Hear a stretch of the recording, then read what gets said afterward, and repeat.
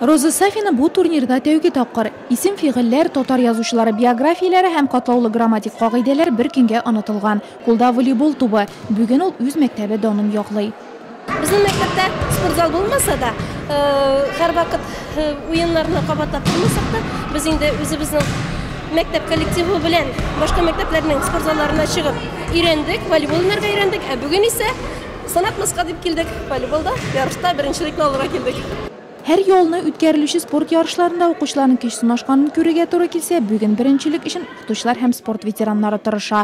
Nilxon Nanov istaligini uzdiriluvchi shora shul yog'i bilan ayriladi.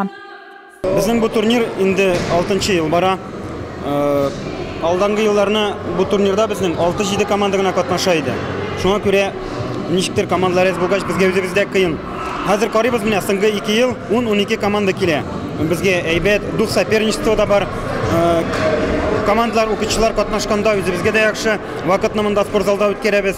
Yarışlarni ochuv tantanasida shaharning 2-maktabida 30 yildan ortiq xizmat qilgan o'qituvchi, sportchi Nilxon Nanovni kelgan har kim jili so'zlar bilan esga oldi. Qo'shondir onun bilan birga sport yarışlarında Nurladdan'ın yo'qlaganlar bugun qavat sport kiyimlari kiyib matchga chiqashak. Nilxon вместе с учениками приезжали к нам. Nil Ahadovich o'quvchilari bilan birga bizning ovulga shigindir shug'arga kela turgan edi. Shunda yoqimdan tanishdik. Bek aybat kishi, gil yilmayib tura, yordam etarga azir. Voleybol yarışlarında da gil ishrashib turdik. 2-maktabga kelgach, har shoq ishrashib, aralashaydik.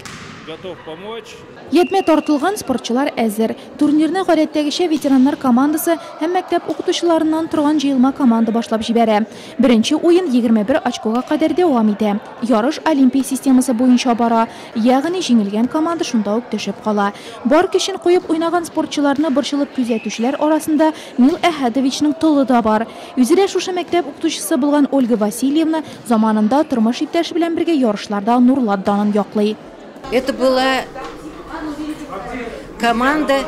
Biz entuziastlar komandasi edik. Har panshanba jiyildik. Yaxshi o'ynay biluvchilar bor edi.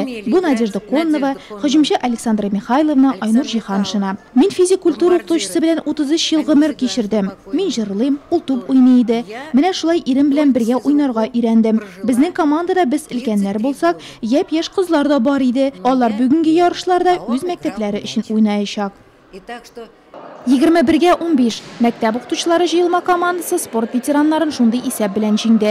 Piyedestalning eng yuqori bosqichida shaharning 2-maktabi komandasi Nurlat gimnaziyasi 2-o'rinda, 3-o'rinni 9-maktab komandasi yo'qladi. Bu yilgi turnir esa 2-maktabni 1990-yilda tamomlagan shug'orlashuvlarning ig'ona yordami bilan mumkin bo'ldi.